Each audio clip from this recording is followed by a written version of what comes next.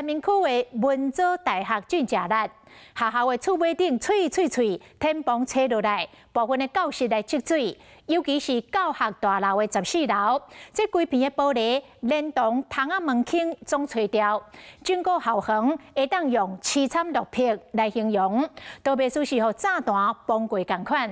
学校目前也搁咧清理，若要恢复正常上课，恐惊无遐尔啊紧。 天崩落来伫涂骹，电线看现，看起来情形真严重。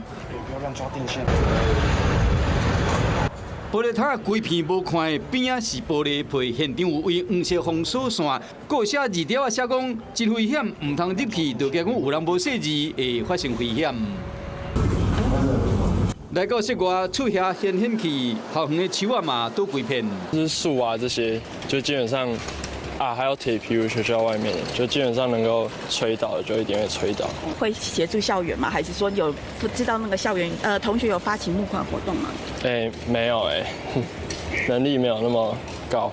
高雄文藻外语大学豪风台扫过，强风大雨造成校舍天棚崩去，教学大楼14楼，阁因为袂堪的强风规片玻璃吹破去，有部分的教室积水，若要伫咧楼梯间行，都要穿雨帽，若袂澹去，校园袂输是炸弹炸过共款。树都倒了，然后瓷砖都掉落了。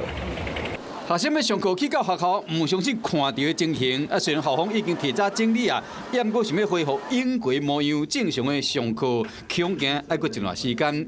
经过了解，有真侪文藻校友关心这摆风台的灾情，纷纷的捐款，希望讲会当帮助母校度过这摆难关。